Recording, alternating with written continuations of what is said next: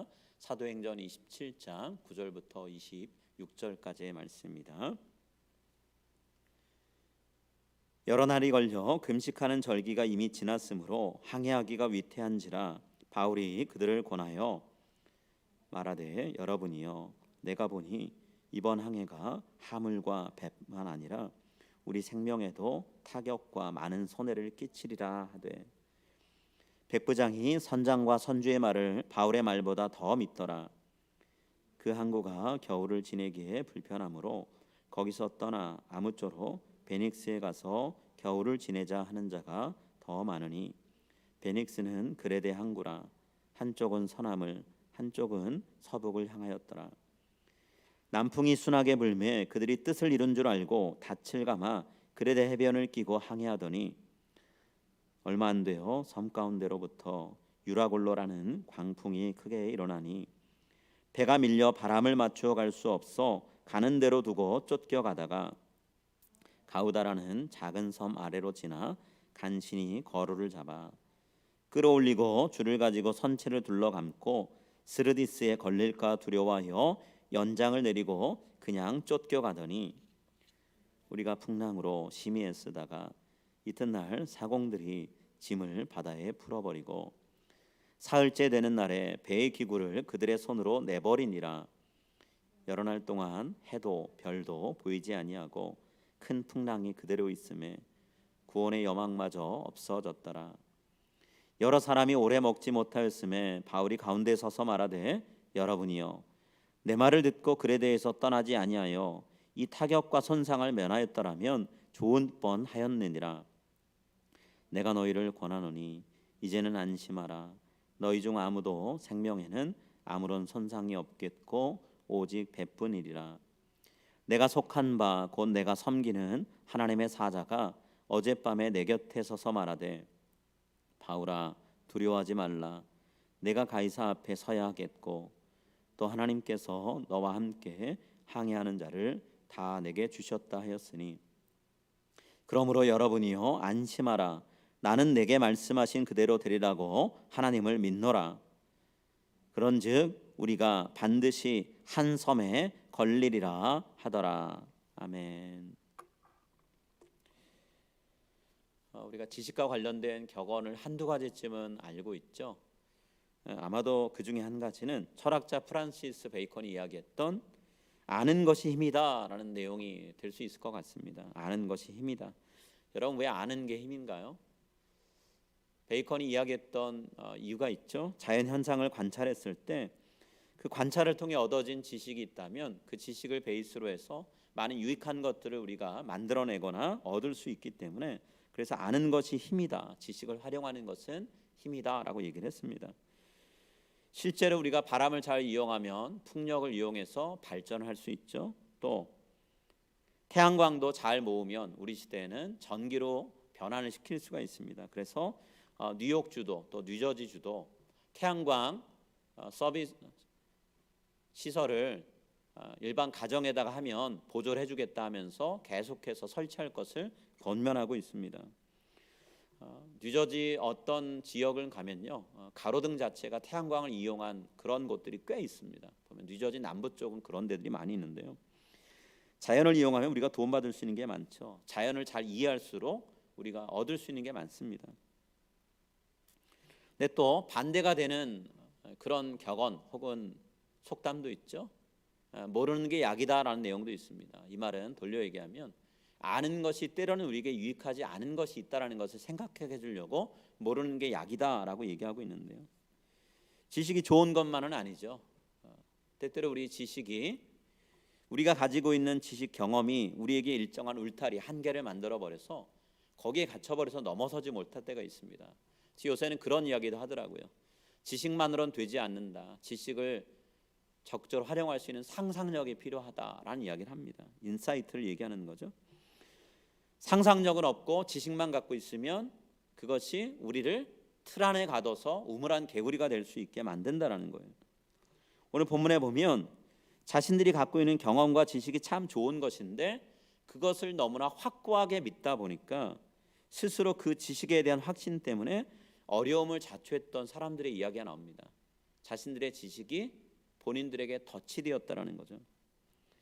여기서 얘기하는 경험과 지식은요, 어줍지 않은 지식이 아닙니다. 전문가적인 경험과 지식이에요. 그런데 그것이 자칫 우리에게 덫이 될 수 있다는 거예요. 지식을 활용하는 우리의 모습 속에서 조심할 필요가 있다는 겁니다. 바울을 태운 로마로 향하는 배가요, 바다 위에서 거센 바람 때문에 원했던 방향으로 못 가게 됐죠. 지난주부터 저희가 27장 1절부터 8절을 읽었는데 그 내용이 그렇게 되어 있어요. 원했던 항로로 가지 못합니다. 순항이 아니었던 거예요. 본래 계획했던 일정보다 훨씬 더 여러 날을 지나서 겨우겨우 항구에 맞닿았습니다. 계획했던 항구는 아니에요. 미항이라고 불리는 곳에 정박을 하게 됩니다.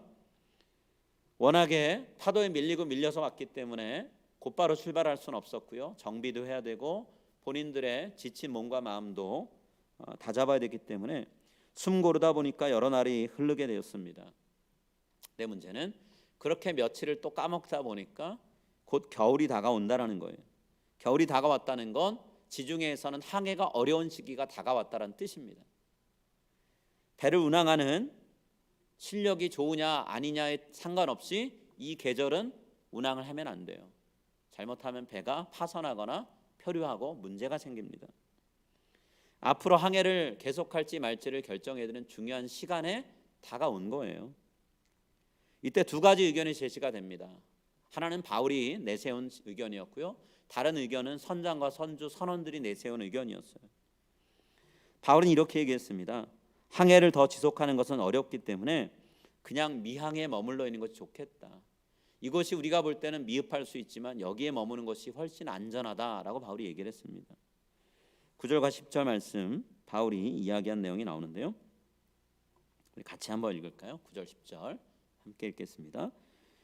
여러 날이 걸려 금식하는 절기가 이미 지났으므로 항해하기가 위태한지라 바울이 그들을 권하여 말하되 여러분이여 내가 보니 이번 항해가 하물과 배만 아니라 우리 생명에도 타격과 많은 손해를 끼치리라 하되. 여러 날이 걸렸다고 얘기합니다. 표류하느라 여러 날 걸렸고요. 미항에 머물러서 필요한 것도 준비를 하고 본인들 자신을 추스리는 동안 또 날짜가 흘러갔어요. 그러고 나니까 금식하는 절기가 지날 때가 됐다 얘기합니다. 금식하는 절기는 대속죄를 얘기하는데요. 우리 요새 우리가 주이시 할러데이들을 많이 알고 있죠. 그중에 욤키퍼입니다. 욤키프르. 이때가 지금 달력으로 하면 9월 말부터 10월 초인데요. 고대 지중해에서는 이 기간 동안 여행을 하지 않습니다. 왜냐하면 9월 중순부터 11월 초까지는 바다 여행에는 아주 위험한 시기예요. 바람이 마구잡이로 부는 시기입니다. 그래서 여행하지 않았어요. 이때를 지나고 나면 또 겨울이 찾아옵니다. 그러면 바다에 항해가 또 어려워져요. 그래서 11월 초 이후로 바다 여행을 중단했습니다. 그리고 그 다음에 2월이 됐을 때 일찍 시작하면 2월쯤 돼서 항해를 하기 시작을 했어요. 바울은 물론 모든 사람이 이런 사실을 알고 있습니다. 널리 알려진 사실이에요. 그래서 바울은 이 사실을 기초로 해서 이야기했고요. 또 한 가지 본인도 바다 여행을 여러 번 해봤습니다. 그리고 겪었던 일들이 있어요. 배가 부서져서 배 위에서 여러 번 표류했다라고 고린도후서 11장 25절에 얘기했습니다. 내가 경험한 바에 의해도 내가 비록 뱃사람은 아니지만 지금까지 향해 한 경험을 통해서 봤을 때 지금 우리는 여기에 머무는 게 좋습니다라고 제언을 했어요. 근데 바울이 했던 이야기는 채택이 안 됐죠. 그 대신에 바울보다는 훨씬 더 전문적으로 항해를 해왔던 선장과 선주의 의견이 선택이 됩니다. 이 사람들은 뭐라고 얘기했나요?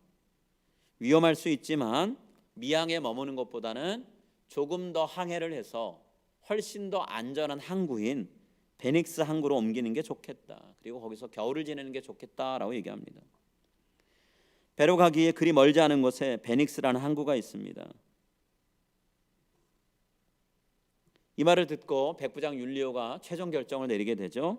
선장과 선주의 의견을 따르겠다라고 결정을 내립니다. 그래서 그 사람들의 말을 신뢰하면서 배를 띄웠어요. 미항을 출발합니다. 11절부터 12절 말씀 이렇게 되어 있습니다. 백부장이 선장과 선주의 말을 바울의 말보다 더 믿더라. 그 항구가 겨울을 지내기에 불편하므로 거기서 떠나 아무쪼로 베닉스에 가서 겨울을 지내자 하는 자가 더 많으니 베닉스는 그레데 항구라. 한쪽은 서남을 한쪽은 서북을 향하였더라. 바울의 의견보다는 선정과 선주의 말이 더 설득력이 있어 보였는데요. 그렇게 들릴 수밖에 없는 이유가 몇 가지가 있습니다. 제일 먼저는요, 이 사람들은 오랜 시간 동안 바다 여행을 해왔던 전문가예요. 그에 비하면 바울은 율법을 공부한 학자나 선생에 불과하죠. 학자의 말과 뱃사람의 말, 둘 중에 누구의 말을 듣는 것이 상식적으로 더 맞을까요? 뱃사람의 말을 듣는 게 훨씬 더 맞죠. 그렇기 때문에 백부장이 선장과 선주의 말을 더 신뢰하면서 결정을 내리는 거예요. 근데 그것만 있는 게 아닙니다. 자, 바울은 혼자서 미양에 머무는 게 좋겠다라고 얘기했어요. 아주 소수 의견입니다. 그런데 선장과 선주는 물론이고 그 배에 타고 있던 다수의 사람들이 의견을 내는데 항해를 조금 더 하더라도 안전한 항구로 들어가는 게 낫겠다. 그래야 겨울을 우리가 지낼 수 있다라고 얘기하는 거예요. 소수의 의견과 다수의 의견이 서로가 제시가 됐는데 당연히 상식적으로 생각하면 다수의 의견을 따르는 게 맞겠죠. 그래서 다수 의견이 우세하게 채택이 됩니다. 마지막으로요, 지형적인 이유도 영향을 미쳤는데요.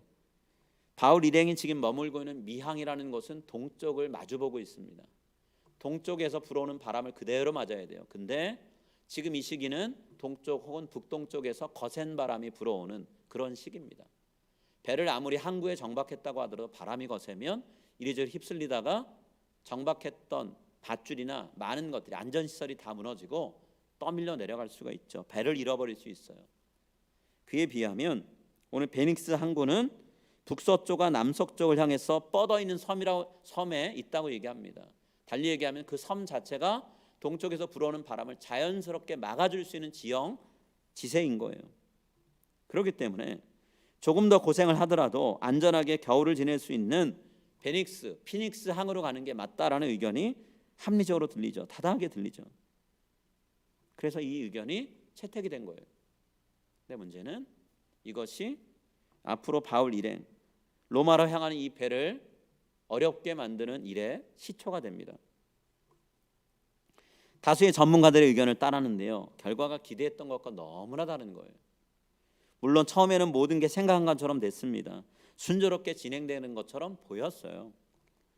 안전을 위해서 그레데 섬을 끼고 해안선을 따라서 배로 움직입니다. 최대한 바다로 멀리 나가지 않도록. 그러면 바람 때문에 돌아올 수 없는 항해를 할 수 있기 때문에 최대한 섬을 바람막이를 삼아서 항해를 했는데요. 그런데 곧바로 위기가 찾아옵니다. 안전할 줄 알고 끼고 돌았던 섬 자체가 위험 상황을 만들어준 거예요. 어떤 위험을 만들어줬냐 하면 그레데 섬이 생각보다 산등성이가 높습니다. 높은 산등성이에서 바람이 불어내리기 시작을 하는데 골짜기 아래로 있는 배를 자꾸만 섬으로부터 멀리 밀어내기 시작을 하는 거예요. 산등성에서 불어낸 거센 바람 때문에 배는 점점 더 바다로 나갑니다. 13절부터 15절에 그 내용이 서 있는데요. 남풍이 순하게 불매 그들이 뜻을 이룬 줄 알고 닻을 감아 그레데 해변을 끼고 항해하더니 얼마 안 돼요. 섬 가운데서부터 유라굴로라는 광풍이 크게 일어나니 배가 밀려 바람을 맞추어 갈 수 없어 가는 대로 두고 쫓겨가다가, 돛을 두고 바람을 이용해서 가는 배인데 돛을 사용할 수 없을 만큼 바람이 부는 거예요. 바람의 방향을 맞출 수가 없을 정도로 광풍이 붑니다. 미친 듯이 여기저기로 마구잡이로 부는 거예요. 그래서 어쩔 수 없이 바람이 불어서 배를 밀고 가는 대로 두다 보니까 쫓겨가서 점점 섬으로부터 멀어지고 바다로 가더라는 거예요. 바람에 떠밀려 통제할 수 없는 상황에 배가 처하게 됩니다. 항해한다기보다는 표류하고 있다라는 말이 더 맞을 정도의 상황이 돼버린 거예요. 안전하려고 이런 일을 벌였는데 안전하기는커녕 더 위태로운 상황이 벌어진 거죠. 그나마 겨우 상황이 진정됐을 때 거루라고 불리는 구명정을, 물이 가득 차 있을 텐데 어찌어찌해서 바다 밑으로 가라앉을 뻔했는데 끌어올립니다. 그리고 배에다 잘 붙들어 맸어요. 그리고 그 당시에 많은 배들이 하는 것처럼 선체가 부서지지 않도록 배 둘레를 둘러쌌던 밧줄을 다시 한번 꽁꽁 싸매서 배가 온전하게 모양을 갖출 수 있도록 했습니다. 이렇게까지 했지만 그러나 배는 여전히 위험에 노출된 상태에서 벗어나질 못해요. 어떤 위험이 있었냐면 잘못하면 배가 밀리고 밀리다 못해서 모래가 갑자기 솟아 있어서 배가 그 위에 얹혀져 버리면 오도 가도 못하는 신세가 되는 거예요. 그 지역을 잘 알고 있기 때문에 그런 위험성이 있다라는 거예요. 스르디스라고 하는 모래톱에 걸릴 수 있는 상황이 되는 거죠. 그래서 그런 상황이 벌어지지 않게 하려고 닻을 내려놓고 또다시 가기 시작합니다. 처음에 순항하는 듯 싶어서 닻을 올렸다가 닻을 또 내렸어요. 그래서 걸려서 더 이상 어디도 가지 않도록, 그리고 바람과 파도의 방향을 보고 한참 머물러 있다가 어떻게든 다른 곳으로 옮겨갈 준비를 하는 거죠. 근데 그것도 제 역할을 못합니다. 그래서 출발하기 전에 바울이 얘기했던 것처럼 배에 실었던 짐들을 바다에 던져서 배의 무게를 줄이게 돼요. 항해를 하면 분명히 짐은 우리가 잃게 됩니다 라고 얘기했었는데 본인들 스스로가 괜찮다 생각하고 끌고 왔다가 결국 본인들 손으로 버리게 생긴 거예요. 가까운 항구까지만 가면 될 거다 생각했는데 배는 통제할 수 없어서 이제는 배를 통제하는 데 필요한 기구들까지도 본인들 손으로 다 내버리게 됩니다. 이제는 완전히 본인들 손을 떠나는 상황이 돼버리는 거예요. 18절 19절에 우리가 풍랑으로 심히 애쓰다가 이튿날 사공들이 짐을 바다에 풀어버리고 사흘째 되는 날에 배의 기구를 그들의 손으로 내버리니라. 이제는 이 배는 선원도 선장도 선주도 어찌할 수 없는 상황이 되어버린 거예요. 도저히 본인들 손으로 어떻게 할 수 없는 상황이 되었습니다. 여러분, 선장이나 선주, 노련한 선원들 말 믿고 출발했던 여행인데요, 이 여행이 안전하기는커녕 죽음의 공포가 가득한 결과를 낳고 맙니다. 항해가 어려운 긴 겨울을 안전한 곳에 보내려고 대책을 세우는데 오히려 더 위태롭게 된 거예요.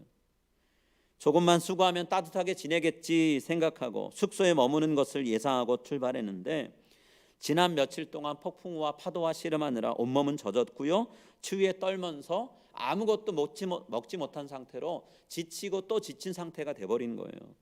몸도 마음도 지칩니다. 그런데 눈앞의 상황은 더 절망적이에요. 파도는 여전히 멈출 줄 모릅니다. 거센 상태 계속 있어요. 여러분, 이렇게 상황이 전개되는 게 남일이 아니죠. 우리도 그렇게 살 때가 있어요. 우리가 지금까지 경험해온 거, 우리가 지금까지 쌓아왔던 지식과 지혜를 가지고요, 어떤 의견을 냅니다. 이렇게 결정하자 얘기합니다. 또 다수의 지지를 얻었기 때문에 이렇게 가면 되겠다 생각하고 우리가 야심차게 어떤 일을 진행할 때가 있죠.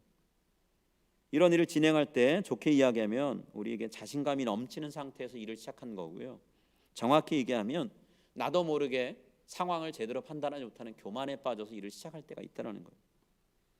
그리고 그렇게 된 결과로 무엇을 얻느냐? 우리 자신의 한계를 절감하는 상황으로 우리 자신을 몰아넣었다는 것을 깨닫게 되는 때가 있다는 거예요. 단순히 우리가 그런 상황에서 내가 실수했구나 정도로 끝나는 게 아니라요, 어쩌다 내가 이렇게 되었지? 라고 하는 정도까지 갈 때가 있다는 거예요. 스스로를 원망하고 자조 섞인 말을 내뱉을 때가 있다는 거죠.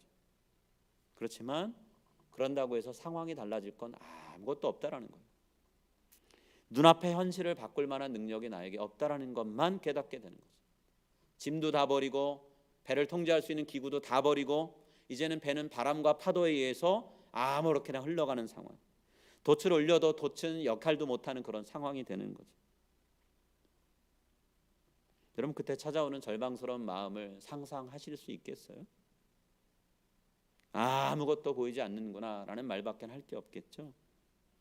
20절 말씀에 지금 배에 오른 선원과 승객들과 선장과 선주가 딱 그 상황에서 본인들의 현실을 바라보게 됩니다. 20절, 여러 날 동안 해도 별도 보이지 아니하고 큰 풍랑이 그대로 있음에 구원의 여망마저 없어졌더라. 살 수 있는 가망은 없겠구나라는 상황이 이들이 처한 상황이라는 거예요. 여러분, 인간의 지식과 경험은요, 한계를 분명히 갖고 있습니다. 그런 지식과 경험을 과신하다 보면 우리가 스스로를 덫에 빠뜨릴 때가 있다는 거예요. 한계가 있다는 걸 알면서도 우리도 모르게 그 덫에 스스로를 걸려 넘어지게 만들 때가 참 많이 있어요. 우리 자신의 한계를 인정할 수밖에 없는 상황에 스스로 자신을 몰아가고 난 다음에 비로소 내가 교만했구나, 겸손해야 되겠구나라는 것을 깨닫고 고백하게 된다는 거죠. 이미 늦은 거 아닌가라고 생각되는 때 그 고백이 나오는 게 문제라는 거예요. 여러분, 이 땅에서 무한한 능력과 지식을 갖고 계시면 하나님밖에 없습니다. 우린 그 사실을 매 순간 인정하고 살아야 돼요. 그 사실 우리가 인정하고 고백할 수 있다는 건 우리에겐 큰 은혜입니다. 그렇지 않으면 우리가 스스로 넘어지고 우리 스스로를 망치기 때문에 그래요.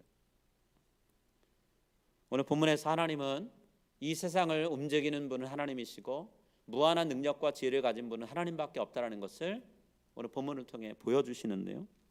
아무것도 할 수 없는 상황에 직면한 선원들, 승객들, 바울과 모든 배에 탄 사람들에게 하나님이 말씀을 하십니다. 의견을 내었지만 묵살당했던 바울의 입을 통해 또다시 한번 선원과 선장과 모든 사람들이 들어야 될 말씀을 하시는데요. 배는 부서지고 없을 것이다 얘기합니다. 배가 부서지고 없다면 죽음이겠죠. 그런데 하나님 뭐라고 얘기하시냐면 배에 탄 모든 사람들의 생명을 그런 가운데도 나는 지켜주겠다. 단 한 명의 생명도 잃지 않고 모두가 다 살 수 있도록 내가 길을 열겠다라고 말씀하시죠. 하나님을 믿고 의지했던 사람인 바울이 그 배에 함께 타고 있기 때문에 그래서 그들은 모두 안전할 것이다 라고 얘기합니다. 하나님이 어떻게 하시는지를 지켜보고 하나님이 이 모든 사람들을 구해달라고 기도했던 한 사람, 그 사람을 통해 하나님이 일을 하시겠다는 거죠. 더 나아가서는 하나님이 바울을 통해 하시려고 하는 계획이 있기 때문에 그 계획은 거센 폭풍우나 파도도 막을 수 없다는 것을 하나님 본문에서 말씀하고 계세요. 계획하신 것을 반드시 이루시는 하나님이신 거죠. 22절부터 25절에 하나님이 바울을 통해 하시는 말씀이 나오는데요. 우리 같이 읽겠습니다. 22절부터 25절. 내가 너희를 권하노니 이제는 안심하라. 너희 중 아무도 생명에는 아무런 손상이 없겠고 오직 배뿐이리라.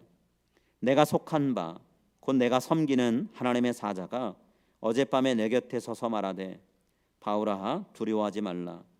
내가 가이사 앞에 서야 하겠고 또 하나님께서 너와 함께 항해하는 자를 다 내게 주셨다 하였으니 그러므로 여러분이여 안심하라. 나는 내게 말씀하신 그대로 되리라고 하나님을 믿노라. 그럼 바울은 선원들과 선장들이 이리저리 흔들리는 배 위에서 사투를 벌이고 있을 때 자신에게 찾아온 천사와 대화를 나눴다 얘기합니다. 천사가 들려주는 음성을 들었대. 하나님께 도저히 집중할 수 없는 상황이죠. 그런데 바울은 하나님께 집중을 했어요. 그리고 하나님의 음성을 들었습니다. 천사를 통해 하나님이 주시는 말씀을 들었어요. 마치 풍랑 위에서 자신들만 배를 타고 가다가 폭풍 위에 흔들리는 배 위에서 두려움과 죽음의 위협 가운데 있었던 제자들에게 예수님 찾아오셔서 내니 안심하라 라고 말씀하시면서 제자들을 위해서 폭풍우를 안전하게 하셨던 예수님처럼 지금 하나님이 천사를 보내서 바울에게 그렇게 말씀하시는 거예요. 그랬을 때 바울은 이야기합니다. 해도 보이지 않고 별도 보이지 않고 풍랑도 여전한데 바울은 선원들에게 뭐라고 얘기하냐면 하나님께서 말씀하신 것이니 나는 하나님이 그렇게 이루실 줄 믿습니다.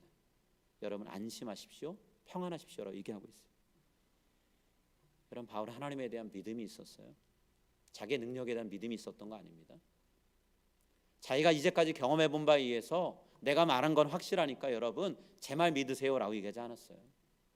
하나님의 말씀을 들으십시오.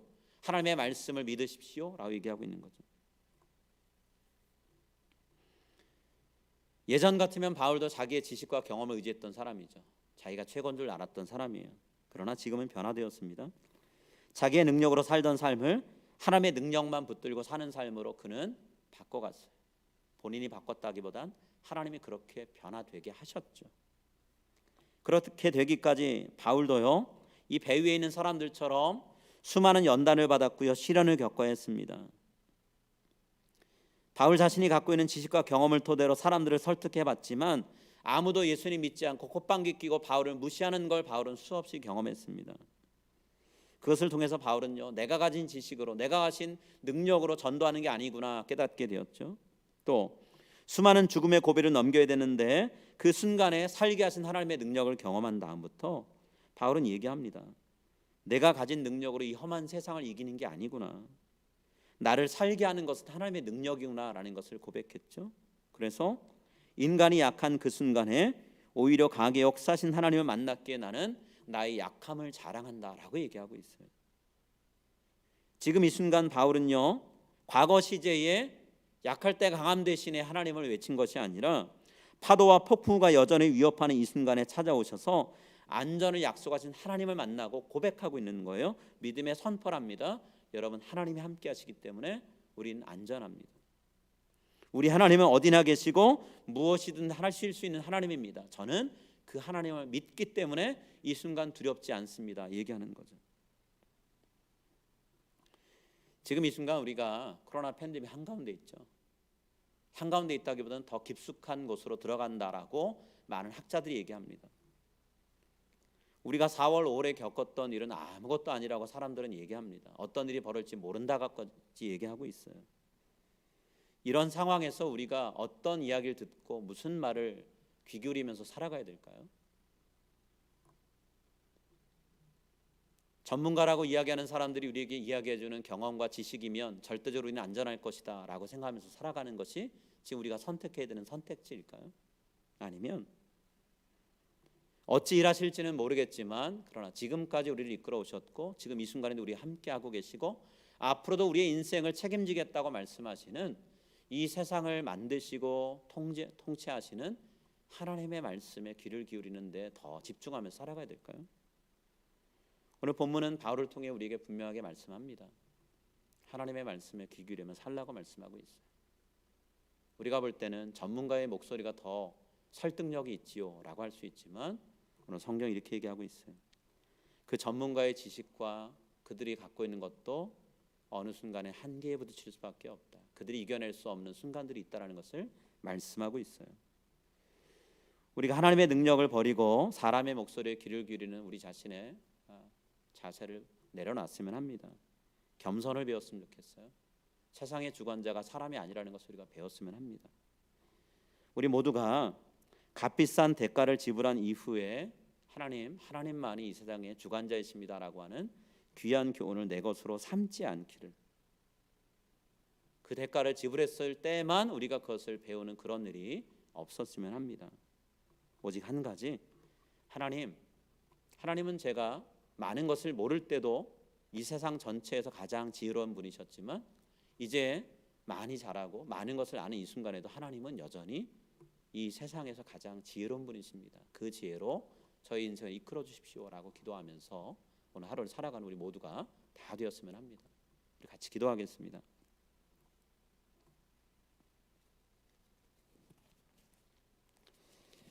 하나님 아버지, 저희들에게 오늘 바울의 이야기를 통해서 하나님께서 이 세상 가운데서 가장 지혜로우신 분이시란 것을 알려주고 계십니다.